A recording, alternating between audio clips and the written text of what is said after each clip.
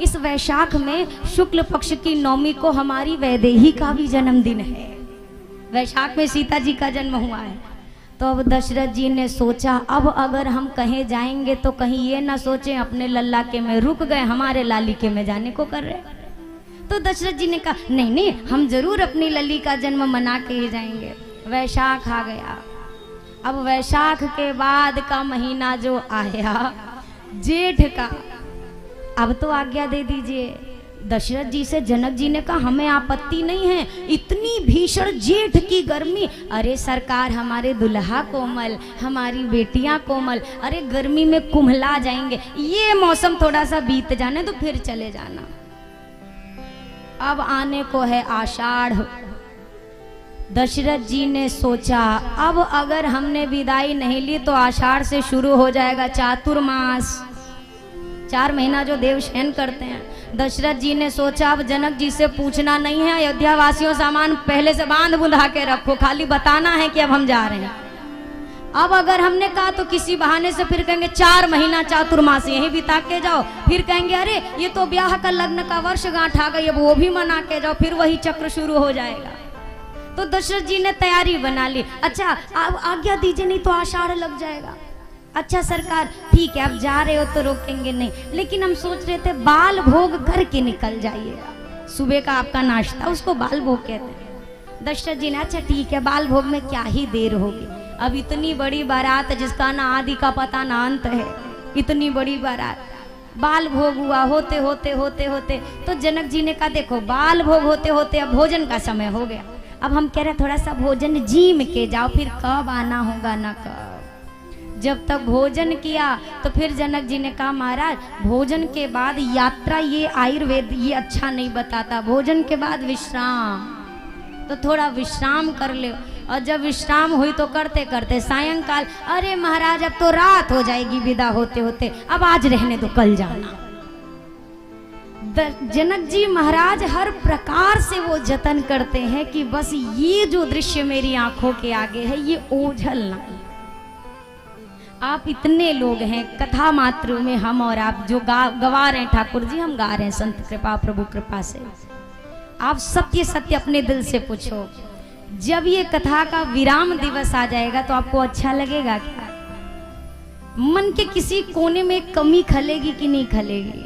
अरे क्या वो सुख था, क्या वो आनंद था, कई दिनों तक इसकी स्मृति रहेगी, इस समय ये होता था, इस समय हम ये करते थे।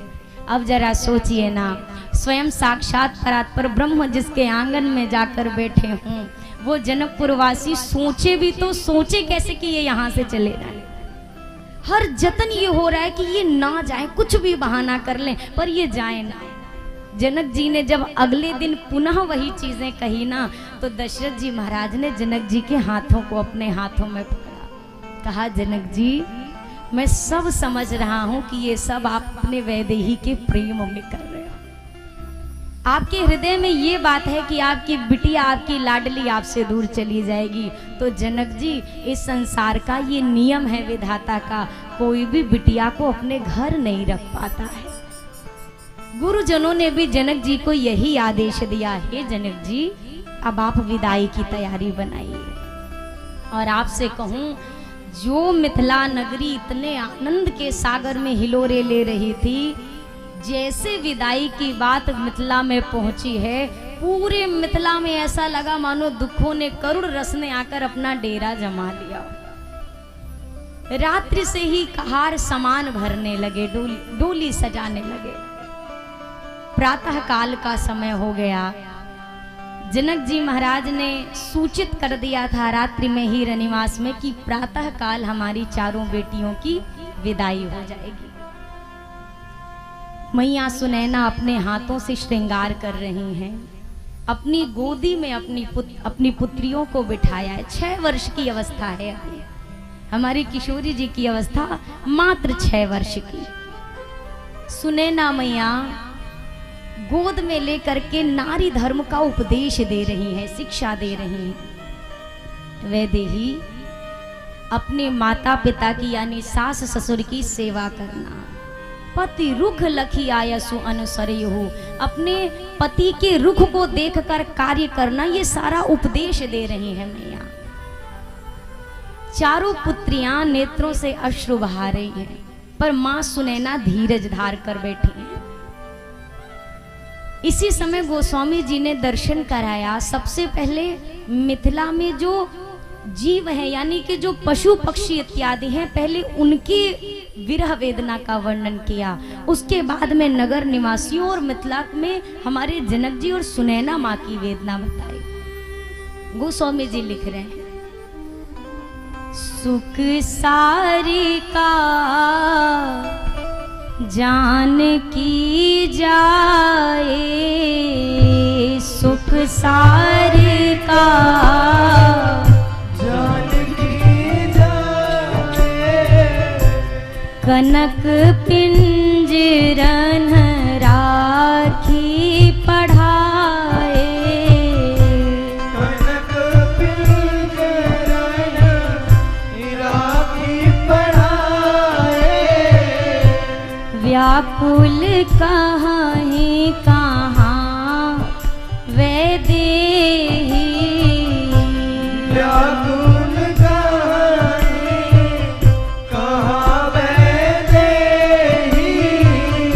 सुनि धीरज परिहरियना केहि, सुन धीरज परिहरई न देहि, भय विकल खग मृग एहि भांति, भय विकल खग मृग एहि भांति, मनुज दशा कैसे कही जाती, मनुज दशा कैसे कही जाती, बंधु समेत जनक तब आए, बंधु समेत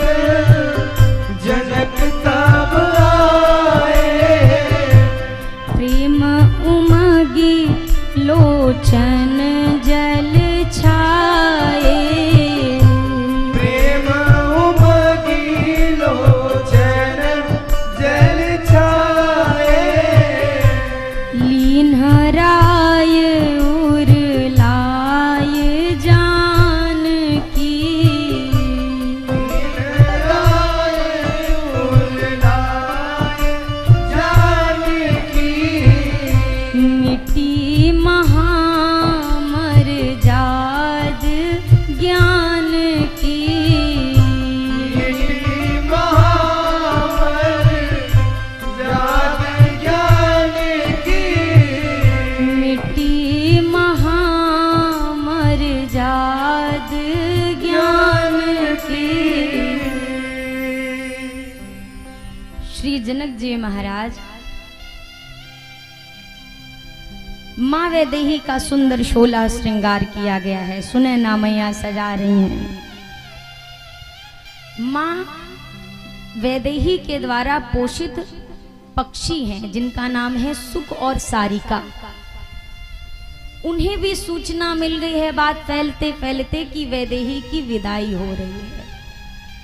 गोस्वामी जी ने कहा, भय विकल खग मृग एहि भांति।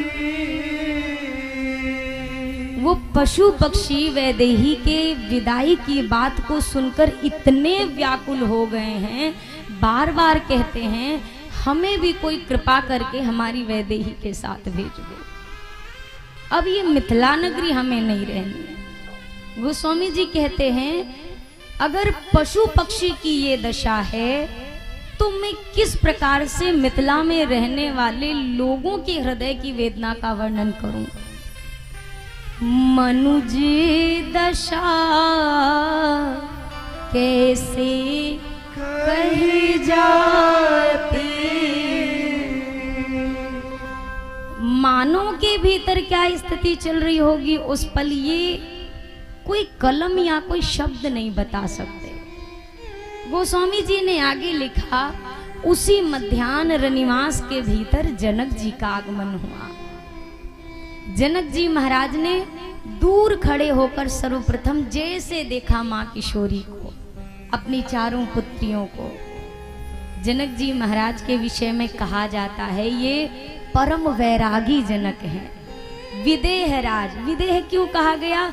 जो अपने देहाभिमान से परे, जिनको अपने देह तक का कोई प्रेम नहीं, जो केवल निर्गुण ब्रह्म में अपने मन को सदैव लगा कर रखता है, वो विदेह राज जनक भी आज वैदेही के विदाई के समय पर टूट गए।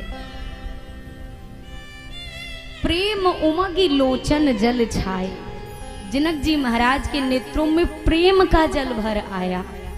इतना ही नहीं, देखत ही सिय मूरत को निज अंग विमूरत खोवान लागे। मंत्री सबे मन मौन खड़े, मिथिलेश की मूरत जुवान लागे। मानो विराग की राख महीप, दृग अंजन बिंदु सुधोवान लागे। ज्ञान की तो मर जाद मिटी, कही जान की रोवन लागे। श्री जनक जी महाराज, विदेहराज कहे जाने वाले जनक जी, जैसे माँ वैदेही को देखा जनक जी का धीरज छूट गया। जनक जी दौड़ करके गए और जाकर माँ वैदेही को अपने हृदय से लगा लिया। रुदन कर रहे हैं जनक जी। संतों ने कहा मानो उस प्रेम के जल में जनक जी के जो वैराग्य का ढेर था वो बह गया। बार बार कहते हैं वैदेही, मेरी जानकी, आज आप चली जाएंगी, अब कल से मैं कैसे जीऊंगा। जीवन में देखिए बहुत सारी कठिनाइयां आती हैं, बहुत सारी चीजें होती हैं, पर मुझे लगता है जितनी पीड़ा एक पिता को अपनी पुत्री को स्वयं से अलग करते समय होती है, उतनी पीड़ा शायद उसे कभी नहीं होती। एक पिता के लिए सबसे मुश्किल यही क्षण होता है, एक भाई के लिए। अच्छा, माँ भी दुखी होती है, ऐसा नहीं है, लेकिन इस पल पिता और भाई से ज्यादा दुखी कोई नहीं होता है। क्यों? क्योंकि वो जीवन भर अपने प्रेम को छुपा कर रखते हैं, लेकिन जब ये समय आता है तो इस पल चाह कर भी वो अपने हृदय के प्रेम को नहीं छुपा पाते। जनक जी जैसे ज्ञानी आज धीरज नहीं धर पा रहे, तो किसी साधारण व्यक्ति की हम क्या चर्चा करें। आज के समय में अगर कहें तो एक माता पिता, भगवान बेटियां ना बहुत भाग्यशाली को देता है। बेटियां किसी मजबूत कलेजे वाले को देता है, सबको बेटी नहीं देता है भगवान। अपने हृदय के टुकड़े को एक झटके में निकालकर किसी और के हाथ में सौंप देना, इसके लिए बहुत बड़ा दिल चाहिए होता है। और एक बेटी, उसके जीवन में सत्य कहूं तो उसका अपना कुछ होता ही नहीं। अगर कोई प्रश्न करे कि राम जी के मर्यादा पुरुषोत्तम बनने में अयोध्या का बहुत बड़ा हाथ है, कैकेयी मैया का बहुत बड़ा हाथ है, तो एक दर्शन से आपको ये भी देखना चाहिए कि राम जी के मर्यादा पुरुषोत्तम में जनक जी की बेटियों का कम हाथ नहीं है। मेरी जानकी मैया हो, उर्मिला मैया हो, सबने वो त्याग किया है जिसके फलस्वरूप राम राज्य की स्थापना हुई थी। पिता को, भाई को अपनी जब बेटी का विवाह तय होता है, क्या अनुपम आनंद होता है। कितनी सारी तैयारियां होती हैं। मैं देखिए एक कथा के माध्यम से ही सही एक हाथ जोड़कर विनम्र प्रार्थना करूं, जो पिता आपको अपनी बेटी दे रहा है ना, उससे मुंह खोलकर कुछ मांगिएगा मत। वो ऐसी चीज दे रहा है आप कल्पना भी नहीं कर सकते हैं उस चीज की। एक पिता के ऊपर आप सबसे ज्यादा कब अत्याचार सा कर देते हैं, जो अपनी प्राण प्यारी बेटी भी दे रहा है और उसके ऊपर भी आप उससे ऐसी ऐसी चीजें मांगते हैं, आपने ये नहीं किया, आपने वो नहीं किया, आपकी ये चीज अच्छी नहीं थी। भैया विचार करिएगा, आपका बेटा है, अपना बेटा किसी को दे सकते हैं क्या? मायका एक ऐसी चीज होती है ना, चाहे 60 साल की बूढ़ी मैया हो जाए, पर अपने माँ बाप के लिए उसका वही प्यार होता है। बेटा केवल तब तक आज के समय में अपना रहता है जब तक उसका विवाह नहीं होता है, लेकिन बेटी जीवन भर आपकी रहती है। माँ बाप को थोड़ा सा भी अगर कष्ट हो ना, तो बेटा कहिए तो मार्केट से घर ना पहुंच पाए और बेटी अपने ससुराल से चली आती है, चाहे कुछ भी हो जाए वो आ जाती है। क्यों? और जब तक उसके माता पिता जिंदा होते हैं तभी तक वो मायका को अपना मानती है, और जिस दिन उसके माता पिता नहीं रहते उसे लगता है अब ये मेरा घर नहीं है। एक नए घर में जाकर स्वयं को ढाल लेना, सब कुछ त्याग करके उसको अपना बना लेना, ये सबके वश की बात नहीं होती। लड़कियों के लिए हमेशा एक बात कही जाती है कि बेटियां पराई होती हैं, कहा जाता है ना, वो जीवन भर पराई ही रहती है, क्योंकि वो मायके में भी पराई कही जाती है और जिस ससुराल में जाती है वहां पे भी यही कहा जाता है, ये पराए घर की क्या जानेंगे, इसको क्या मालूम। आज जनक जी महाराज ऐसे विकल होके रुदन कर रहे हैं जैसे कोई छोटा सा अबोध शिशु किसी चीज को पाने के लिए आकुल हो और वो चीज उससे छुड़ाई जा रही है। और माँ सुनैना धीरज बंधा रही है, महाराज आप ऐसे करोगे तो मिथिला क्या संभालेगी स्वयं को। जनक जी कहते हैं, सुनैना कल मेरी वैदेही नहीं रहेगी, मुझे कौन बाबा कह के पुकारेगा, कौन मेरे पीछे पीछे मेरे हाथों को पकड़ कर इस महल में भ्रमण करेगा। सुनैना हम तो अनाथ हो जाएंगे अपनी वैदेही के बिना। बार बार माँ समझा रही हैं। कहार आए हैं, डोली आकर रख दी गई है, चारों कन्याओं को डोली के भीतर बिठाया जा रहा है। मैया जानकी बार बार डोली का पर्दा उठा करके मुड़ मुड़ कर देखती हैं। जनक जी महाराज डोली के पीछे पीछे नंगे पांव चले जा रहे हैं और बार बार धीरज बंधा रहे हैं। गुरुदेव भगवान कहते हैं, जो बराती गण हैं हमारे दशरथ जी हैं, वो बार बार कहते हैं जनक जी विदा करने थोड़ी दूर तक आया जाता है, आप कितनी दूर चले आए हैं, अब आप लौट जाइए। आप इतना विकल होंगे, आप चिंता मत करो जनक जी, मैं आपकी बेटी लेकर नहीं जा रहा, मैं अपनी पुत्री लेकर यहाँ से जा रहा हूँ। ये परंपरा हमारे यहाँ की। अगर कोई ये कहे लड़के वालों का पलड़ा भारी होता है, लड़कियों वालों को झुक कर रहना चाहिए, हमारे यहाँ हमारी संस्कृति में दशरथ जी जनक जी को वही सम्मान देते हैं जो सम्मान जनक जी दशरथ जी को देते हैं। अगर जनक जी हाथ जोड़ते हैं तो दशरथ जी ऐसा नहीं है, दशरथ जी स्वयं हाथ जोड़कर कहते हैं महाराज आप हाथ मत जोड़ो, अरे मैं तो याचक की तरह आया था, आपने मेरी झोली भर दी अर्थ धर्म काम मोक्ष चारों पदार्थों से। ये वो परंपरा है।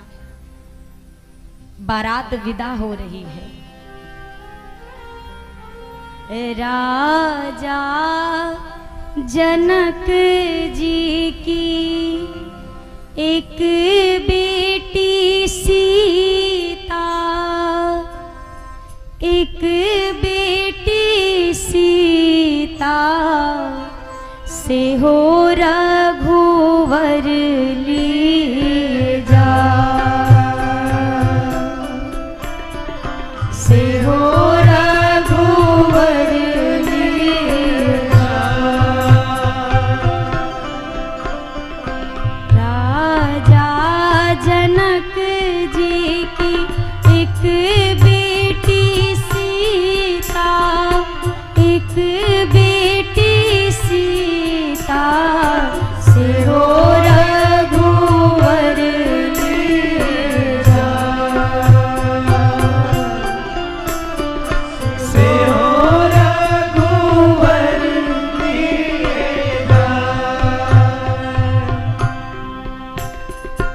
कैसे बताओ सखी जनक की गतिया, जनक की गतिया, नैना से आंसुआ बहा, नैना से आंसुआ बहा, नैना से आंसुआ